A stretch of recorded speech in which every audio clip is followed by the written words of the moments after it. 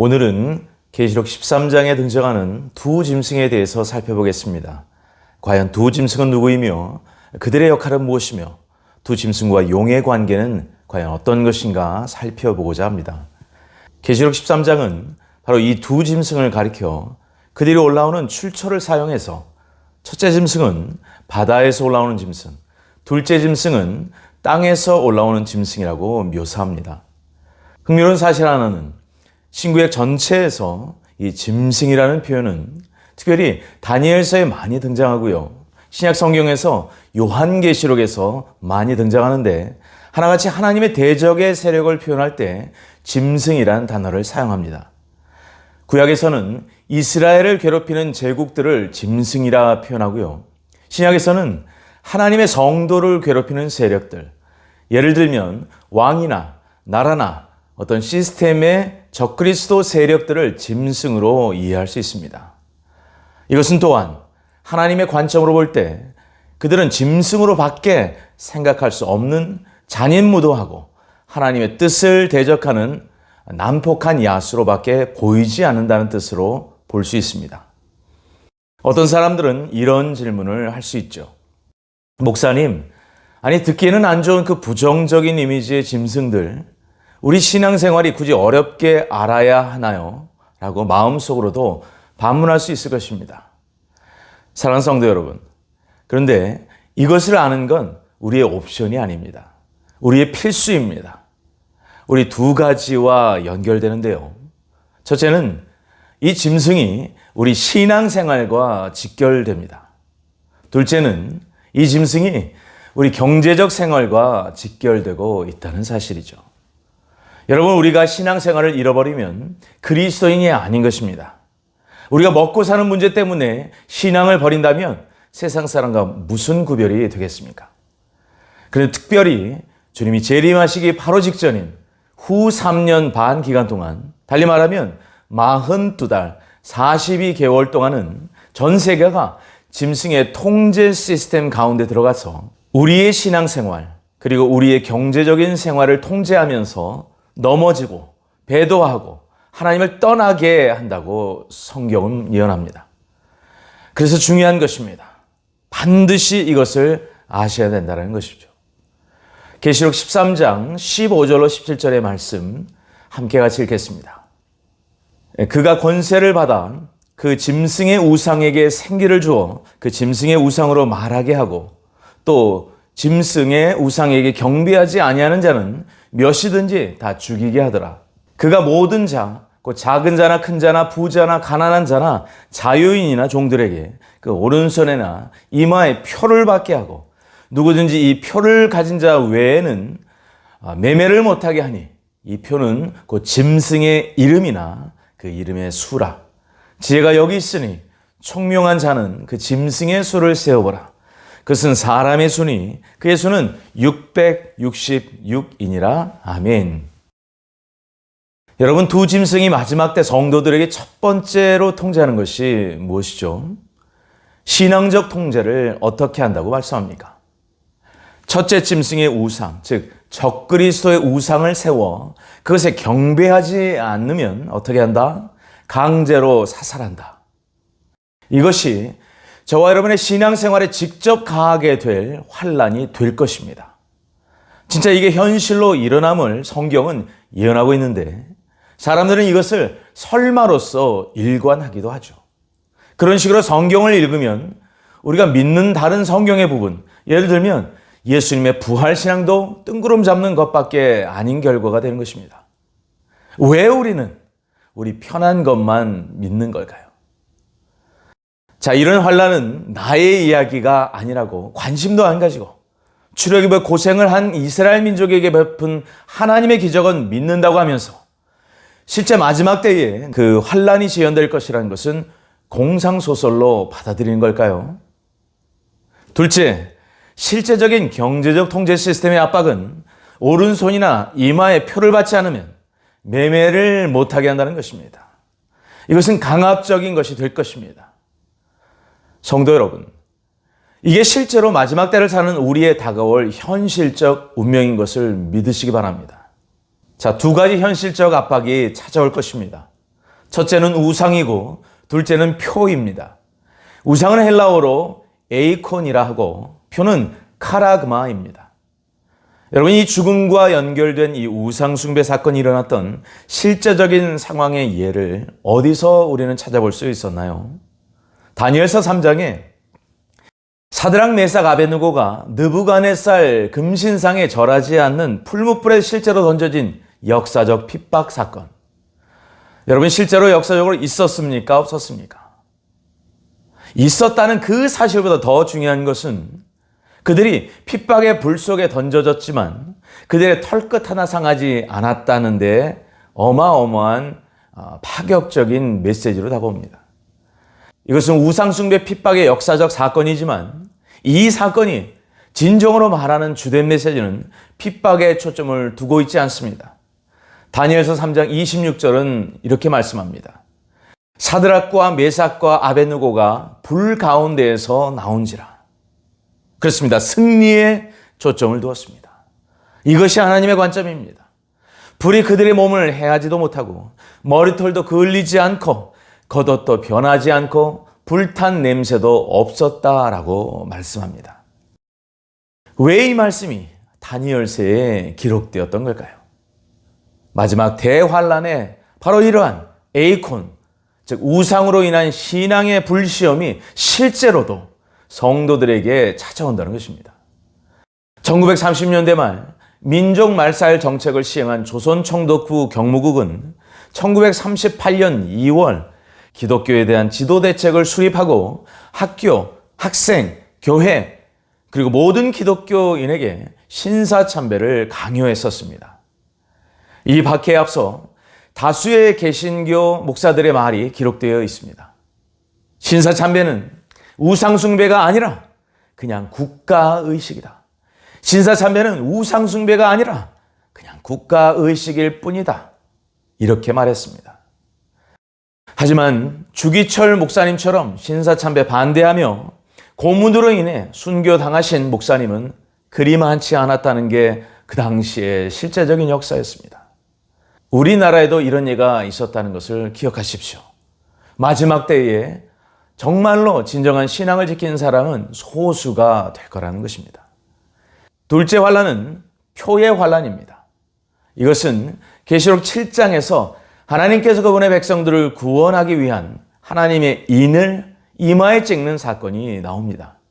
14만 4천 명에게 넌 내 거야 라는 소유의 의미로 이마에 도장을 찍는 사건, 헬라어로 스파라기조라는 법적 서명과 같은 역할에 인치는 사건을 180도 반대로 실시하기 위한 사탄의 전략이 바로 이 카라그마를 찍는 것입니다. 이건 역시 너는 내 소유와의 의미를 가지고 있습니다. 문제는 이것의 유무가 먹고 사는 매매를 할 수 없게 하는 통제 시스템이 될 것이라는 것입니다. 참된 성도, 배도하지 않는 성도는 경제적 파산, 무주택, 기아에 처하게 될 것입니다. 자, 그런데 이 짐승의 표의 통제는 얼마간 유효하다고 성경 말씀합니까? 42달 밖에 안 됩니다. 받으면 3년 반이란 짧은 기간 동안 경제적 혜택을 받을 것입니다. 하지만 그 표를 받으면 어떻게 될까요? 계시록은 이렇게 말합니다. 구원이 없게 될 것이다. 영원한 지옥인 불연못에 들어간다라고 분명히 말씀합니다. 그래서 이 특별 기간, 한 일의 기간 중에서도 42달, 즉 후 3년 반 대환란 기간은 우리가 나 예수를 믿는데 그럼 구원받는 거 아닌가? 라고 말로만 고백하는 것은 안 통합니다. 어찌 보면 이 말 자체가 어폐가 있는 것입니다. 진짜 믿는 자는 결코 이 말씀에 순종해서 짐승의 표를 받지 않을 것임을 요한계시록 내에서도 성도의 인내라는 말을 여러 번 반복하면서 증언합니다. 진짜 성도는 이것을 따르지 않는다는 거예요. 반드시 그 시험을 인내한다라고 말씀합니다. 자, 그런데 그 인내를 가능하게 만드는 두 가지를 이렇게 말씀합니다. 그 두 가지는 무엇일까요? 우리 다 함께 계시록 14장 9절로 12절의 말씀 함께 같이 읽겠습니다.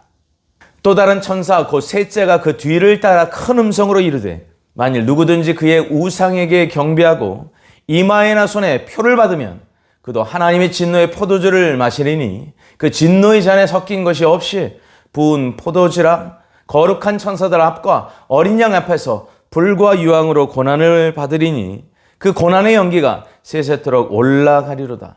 짐승과 그의 우상에게 경배하고 그의 이름표를 받는 자는 누구든지 밤낮 쉼을 얻지 못하리라 하더라. 성도들의 인내가 여기 있나니 그들은 하나님의 계명과 예수에 대한 믿음을 지키는 자니라. 아멘. 마지막 때 성도에게 찾아오는 두 가지 시험은 우상의 시험과 표의 시험, 즉 에이콘의 시험과 카라그마의 시험이 될 것입니다. 하지만 이것을 이길 두 가지 힘을 같은 본문에서 또한 무엇이라고 말씀하는지 아십니까? 바로 하나님의 말씀과 예수님에 대한 믿음이라고 말씀합니다. 사랑하는 성도 여러분, 요한계시록은 분명 반드시 우리에게 시험이 마지막 때에 찾아올 것이라고 증거하고 있습니다. 하지만 우리가 진짜 성도라면 결코 사탄이 시작한 이 싸움, 사탄의 두 행동대장의 연합작전인 적그리스도와 거짓 선지자의 우상시험, 즉 표시험을 반드시 이긴다라고 말씀하고 있습니다. 사랑하는 성도 여러분, 주님께서 계시록의 7교회에서 유의하게 칭찬하는 교회가 무엇이었습니까? 서머나 교회와 빌라델피아 교회였습니다. 하나는 순교교회의 모델이며 또 하나는 신부교회의 모델입니다. 자, 그런데 이 둘의 공통점이 있습니다. 이 두 교회는 마지막 때에 환난을 피해가는 교회, 환난을 피하는 성도가 결코 아니라고 말씀합니다. 그들은 한결같이 성도의 인내로서 이기는 자의 교회였다고 증언합니다. 그리고 그 이기는 힘의 근원을 두 가지로 다음과 같이 몰수합니다. 첫째는 하나님의 말씀이라는 거예요. 둘째는 예수님을 믿는 믿음이라는 것입니다. 진짜 성도에게 요구되는 인내의 비밀은 거기에 있다라고 성경은 말합니다. 결국 계시록을 통으로 보니까 주님께 칭찬받은 서머나 교회나 빌라델피아 교회는 바로 이 대환란의 적그리스도의 시험을 이기는 교회의 두 형태였던 것입니다.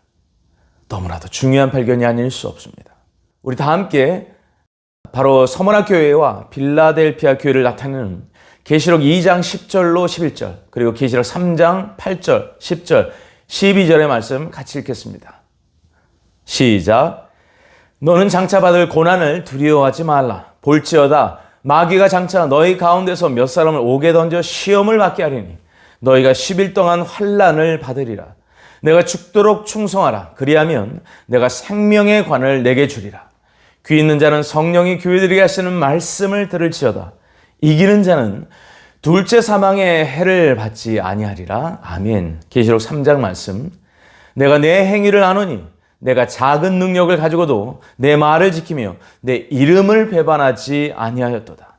내가 나의 인내의 말씀을 지켰은즉 내가 또한 너를 지켜 시험의 때를 면하게 하리니 이는 장차 온 세상에 임하여 땅에 거하는 자들을 시험할 때라. 이기는 자는 내 하나님 성전의 기둥이 되게 하리니 그가 결코 다시 나가지 아니하리라. 내가 하나님의 이름과 하나님의 성 곧 하늘에서 내 하나님께로부터 내려오는 새 예루살렘의 이름과 나의 새 이름을 그 이 위에 기록하리라. 아멘. 서머나 교회는 고난, 시험, 환난을 통과하면서도 죽도록 충성한 교회입니다. 일명 순교 교회입니다. 마치 주기철 목사님, 서머나 교회 교부 폴리카비 이 대환란을 통과하는 가운데 순교할 모델이 될 것이라고 성경은 말하죠. 반면 빌라델피아 교회에서 강조된 두 단어가 있습니다. 바로 내 말씀과 내 이름이라는 단어입니다. 여기서 내 말은 하나님의 말씀을 말하고 내 이름은 예수님의 이름을 믿는 믿음을 말합니다. 이것은 앞서 42달 동안의 여러 가지 시험인 우상의 시험, 표의 시험을 이기는 바로 그 열쇠가 하나님의 말씀과 예수님을 믿는 믿음과 똑같다는 것입니다. 무슨 말일까요?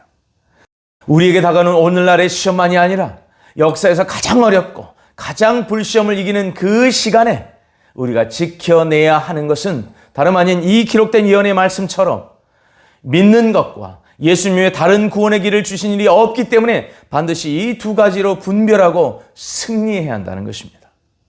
사랑하는 성도 여러분, 그러므로 지금 많은 주류교단에서 종교 통합에 가입하는 모든 행태는 무엇입니까? 오늘 본문에 나오는 짐승의 우상숭배 통제 시스템으로 들어가는 전조인 것입니다. 종교다원주의, 종교통합은 결코 틀린 것입니다. 또한 짐승의 표를 받도록 매매하지 못하게 하는 경제적 컨트롤 시스템 역시 그 모습이 어디까지 발전할지 모르겠지만 계시록의 카라그마의 시험, 즉 표의 시험이 될 것입니다. 이 표의 시험은 경제적 어려움을 통해 신앙을 포기하게 만드는 두 번째 짐승인 거짓 선지자가 맡은 행동대장의 역할이 될 것이며 계시록 14장과 17장에서 다루겠지만 가장 그에 부합한 인물은 로마 캐톨릭 교황이 성경에서 예언된 모습과 여러모로 부합되는 것으로 사료됩니다. 저와 여러분에게 이 우상의 시험, 표의 시험을 이길 수 있는 능력인 하나님의 말씀의 능력, 예수님을 믿는 믿음의 굳건함이 충만하게 되시길 간절히 축원합니다. 자, 지금까지 이러한 것을 주님께서 기록해 놓으신 목적 중에 하나는 무엇일까요?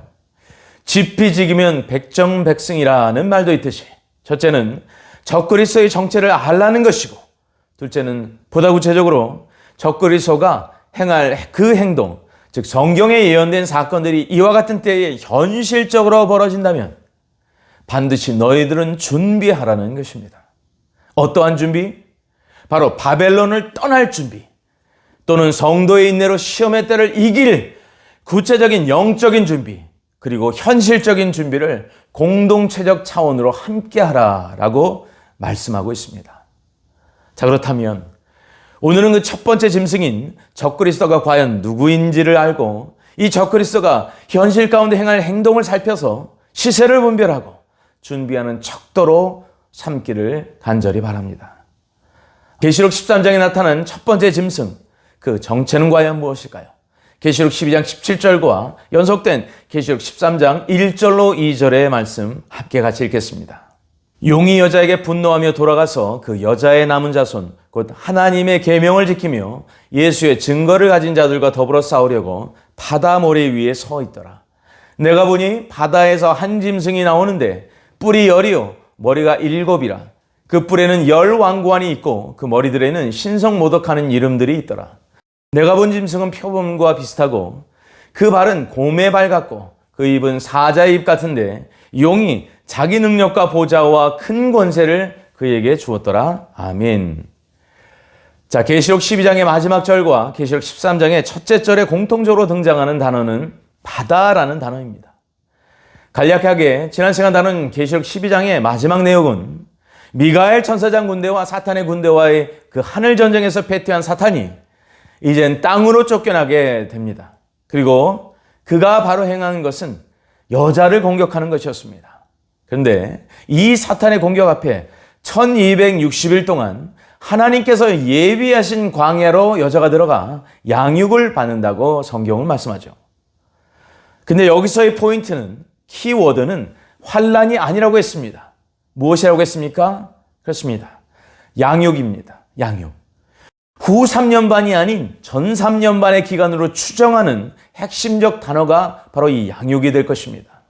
그러므로 적어도 미가엘과 사탄의 하늘 전쟁은 샤부아 기간 이전이라고 볼 수 있으며, 개인적으로는 바로 이 하늘 전쟁이 한일애가 시작되기 직전 또 전이라고 생각을 합니다. 그러므로 전 3년반에 누가 사탄이 공격하지만 1260일 동안 양육받는 바로 그 광야로 피신하니 그 열받은 사탄이 이제는 공중의 권세를 잃은 약화된 권세 때문에 다시금 전세를 가다듬고 성도들, 즉 여자의 남은 자손들을 재공격하기 위해서 두 짐승과 연합전선을 구축할 것이라는 것입니다. 그리고 그 연합작전의 구체적 실현은요, 후 3년 만의 대환란으로 성도를 죽이려 하게 된다는 것입니다. 사랑하는 성도 여러분, 이 그림이 여러분 마음 가운데 그려지시길 바랍니다. 사탄이 뽑은 두 행동대장이 누구인가? 첫째는 적그리스도고 계시록 13장 1절에서 그를 바다에서 한 짐승이라고 말하죠. 그래서 계시록 12장 17절의 마지막 절, 용이 바닷가에 서게 된 그 이유가 이해되는 현장입니다. 여기서 잠깐 한 가지 질문이 있습니다. 사탄은 육체를 가진 존재입니까? 아니면 영물인 타락한 천사일까요? 그렇습니다. 그는 타락한 천사이기 때문에 우리 눈에 보이는 육체를 가지지 않습니다. 그렇다면 바다에서 올라오는 짐승은 영물일까요? 사람일까요? 이 질문에 대한 해답을 제시하는 단어가 바로 바다란 단어에 담겨 있습니다. 헬라어로 딸라사라고 하는데, 그런데 이것을 히브리 말로 하면 테홈이라고 합니다. 대단히 중요한 단어입니다. 이것이 처음 등장하는 단어는 바로 창세기 1장 2절에서 찾아볼 수 있는데요. 우리 함께 같이 읽겠습니다. 땅이 혼돈하고 공허하며 흑암이 깊음 위에 있고 하나님의 영은 수면 위에 운행하시니라. 아멘. 자, 여기서 깊음이라는 단어가 히브리어 테홈입니다. 구약 성경에서 총 36번 나오는데요. 그런데 이 뜻이 바다 또는 무적행이란 뜻의 명사 또는 깊음이라는 형용사적 상태의 명사를 말하고 있습니다. 즉 테홈이란 영적인 바다와 같아서 무적행을 뜻한다 하겠습니다. 히브리적 개념에서 이 테홈을 지구의 안쪽, 어쩌면 저 밑바닥에 있다고 생각하는 사람도 있습니다. 사랑하는 여러분, 노아의 홍수가 이 지구상에 물 심판으로 쏟아졌습니다. 그때 물로 심판할 때 하늘의 궁창에 물이 쏟아진다고 했는데, 그렇다면 그 하늘의 궁창에 물만 쏟아졌던 걸까요? 아니요, 그렇지 않습니다. 우리 창세기 7장 11절에 보니까 뭐라고 말씀하냐면, 노아가 600세 되던 해 둘째 달 곧 그다 열일의 날이라 그날에 큰 기품의 샘들이 터지며 하늘의 창문들이 열려 라고 말씀하죠. 그러니까 저 지구 깊은 안쪽에 있는 물들이 분수처럼 솟구쳐 올라오는 지각 변동이 있었다고 생각합니다. 따라서 그것이 지구 내부 깊숙이 있는 실제적인 장소로도 생각하는 경향이 있습니다. 하지만 두 경우의 모든 해석이 가능하다 할지라도 공통적으로 중요한 사실 하나가 있죠. 바로 그곳에서 누가 짐승의 영이 올라온다는 사실은 분명합니다. 우리 다 함께 계시록 11장 7절의 말씀 같이 읽겠습니다. 그들이 그 증언을 마칠 때에 무적행으로부터 올라오는 짐승이 그들과 더불어 전쟁을 일으켜 그들을 이기고 그들을 죽일 터인즉 아멘. 사랑하는 여러분, 두 증인이 언제 활동합니까?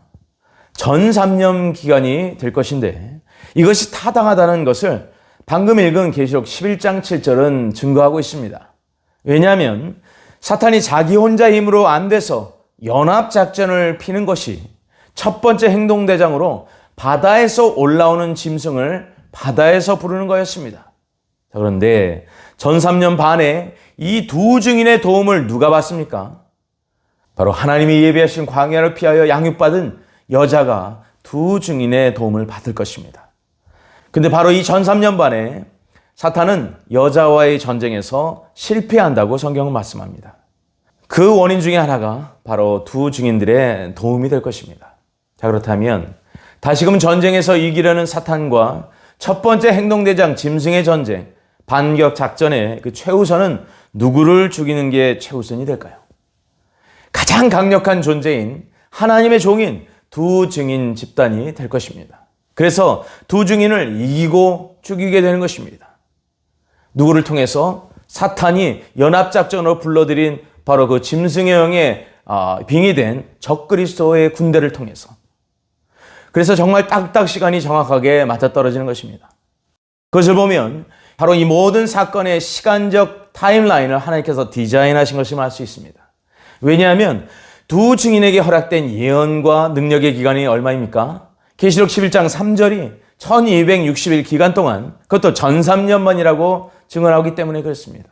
그런데 짐승은 얼마 기간 동안 권세가 주어지나요? 42달, 즉 42개월만 주어집니다. 그러니까 1260일 두 증인에 허락된 권세의 기간이 끝날 때, 그리고 힘을 잃게 될 때 동시에 짐승에게 후 3년 반 42달 권세가 주어지게 되니 두 증인을 죽일 수 있게 되었던 것입니다.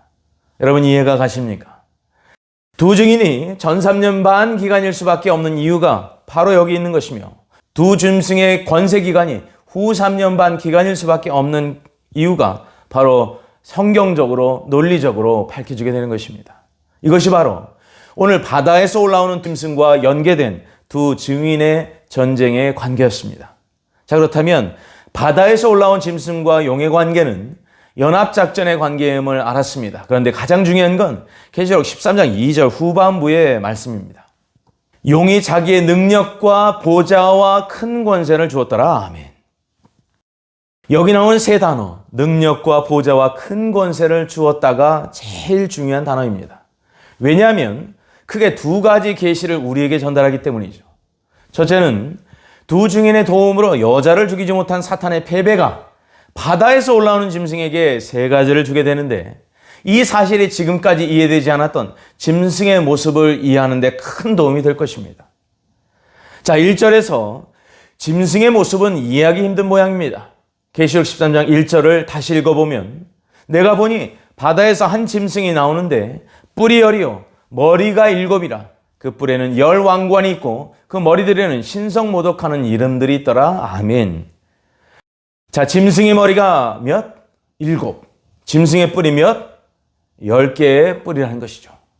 사랑하는 성도 여러분, 이 짐승의 모습을 잘 기억하십시오. 그리고 이 짐승의 모습이 계시록 12장에 용의 모습과 비교되고 있다는 것을 기억하시길 바랍니다. 우리 다 함께 계시록 11장 3절의 말씀 잘 비교하면서 같이 읽어보겠습니다. 하늘에 또 다른 이적이 보이니 보라, 한 큰 용이 있어 머리가 7이요 뿔이 10이라. 그 여러 머리에 7 왕관이 있는데 아멘. 여러분 발견하셨나요? 멀리서 보면 모양이 거의 똑같아 보이는 두 존재가 있습니다. 바로 짐승과 용입니다. 왜 똑같냐고요? 머리가 7인 게 똑같고 뿔이 10인 게 똑같습니다. 그런데 가까이서 보니까 약간 다릅니다. 뭐가 다를까요? 왕관이 씌워진 위치가 다릅니다. 용은 어디에 왕관이 씌워졌냐면 7 머리에 왕관이 씌워진 반면, 그런데 짐승은 10뿔에 왕관이 씌워져 있다라고 성경은 말씀합니다. 이 차이의 의미는 무엇일까요? 자, 이 질문에 답하기 위해서는 다니엘서의 도움이 절실히 필요합니다. 다니엘서에서 말하는 머리의 의미와 뿔의 의미를 말하면, 머리는 제국입니다. 그래서 7 머리는 7 제국을 의미하고 10뿔은 10 나라를 의미하죠. 자, 그렇다면 무적행에 갇혀있던 짐승은 세계사에 있었던 제국을 다스렸던 존재입니까? 아니면 사탄이 제2층천과 1층천의 공중권세 잡은 자로서, 그리고 땅에서도 권세를 가지고 세계사의 제국을 다스렸던 존재입니까? 네, 그렇습니다. 사탄이 다스렸던, 사탄이 움켜잡았던 제국들과 나라들을 의미하죠. 짐승이 아닙니다. 그래서 사탄을 가리켜 뭐라고 말하냐면 요한복음 12장 31절에 이 세상의 임금이라고 표현했고요. 또한 고린도후서 4장 4절에는 사탄을 이 세상의 신이라는 별명을 가진 존재로 묘사했던 것입니다. 무적행에 갇혀있던, 그러므로 짐승의 영을 불러내기 전에 세상 제국을 조정한 존재 사탄인 것입니다. 그렇다면 제국도 안 다스린 짐승의 영이 어떻게 제국을 의미하는 7 머리를 가지며 세상의 대표적인 나라의 왕들을 의미하는 10뿔의 모습을 가질 수 있단 말인가요? 그 비밀이 바로 용이 자신의 능력과 보좌와 큰 권세를 주었다라는 말에 담겨 있습니다. 자, 여기서 주었다라는 동사는 헬라어로 디도미라고 합니다. 디도미. 이것은 뭔가를 양보해서 100% 주다라는 의미도 있고, 반면에 용이 권위자로서 기름 부음을 부어주다라는 의미도 있습니다. 기름을 붓다. 근데 제가 볼 때는 완전히 100% 주었다라고 보기보다는 기름을 붓다라는 뜻이 맞다고 생각합니다. 왜냐하면 계시록 13장 2절에 보니 머리 하나가 상하여 죽게 됐다고 말하는데, 다시 부활 비슷하게 흉내내서 다시 소생하니까 온 땅이 이 짐승을 따르는 사건이 벌어집니다. 진짜 그리스도인 예수님을 이것 쫓아 모방했던 것이죠. 근데 바로 4절에 보니까 용이 짐승에게 권세를 준다는 말이 또 나옵니다. 그리고 바로 다음에 다시 살아난 짐승만 경배하는 게 아니라 용에게 경배하며 짐승에게 경배한다라고 두 존재를 동시에 경배하고 있습니다. 그러므로 배후에서 연합작전을 펼치기 위해 사탄은 보스로서 어깨에 힘주고 있으면서 누구를 다스립니까? 바로 적그리스도와 거짓 선지자, 첫째 짐승과 둘째 짐승을 다스리기 위해서 그 존재들에게, 그 두 존재들에게 기름을 부어주고 있다라는 것이 타당하다 하겠습니다. 우리 다 함께 계시록 13장 4절의 말씀 함께 같이 읽습니다. 용이 짐승에게 권세를 주므로 용에게 경배하며 짐승에게 경배하여 가로되 누가 이 짐승과 같으뇨 누가 능히 이로 더불어 싸우리요 하더라. 아멘. 그러므로 지금까지 내용을 종합해 보자면 왜 짐승의 모습이 머리가 일곱 뿔이 여린 모습이 사탄을 닮았던 걸까요? 세상의 제국들과 왕들을 지배해온 왕의 능력과 보좌와 큰 권세를 받았다는 말이 그 모습으로 나타나는 것이고 그 모습 속에서 짐승의 능력은 원래는 전적으로 용의 것이었구나를 깨닫게 됩니다. 그러므로 적그리스도는 사탄이 없으면 안 되는 존재라는 것을 말하고 있습니다. 자, 이제 오늘 말씀을 정리하자면 이것입니다. 장차 세계의 막강한 지도력을 가진 통치자인 적그리스도가 세상의 왕으로 등장할 것입니다. 그때가 곧 임박했습니다. 적그리스도가 세계의 막강한 통치자로 등장할 때는 그가 보이지 않는 영체가 아니라 이제는 짐승의 영이 들어간 사람을 의미하게 되는 것이죠.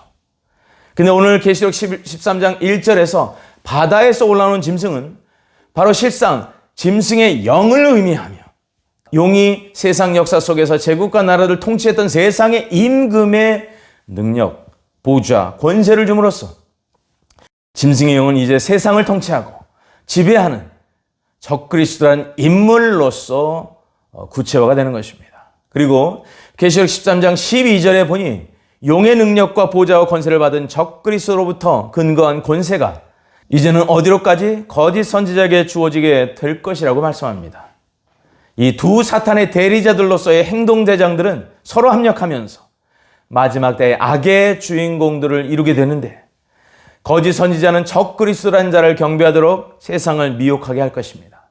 계시록 13장 11절은 그래서 다음과 같이 말씀하죠. 내가 봄에 또 다른 짐승이 땅에서 올라오니 어린 양같이 두 뿔이 있고 용처럼 말을 하더라. 아멘. 사랑하는 성도 여러분, 겉으로 보면 어린 양입니다. 종교적 지도자와 같습니다. 그런데 실상은 무엇입니까? 용처럼 말을 한다라는 거예요. 거짓 선지자 역시 용과 관련되고 용에 근거하고 용이 대장이라는 것입니다.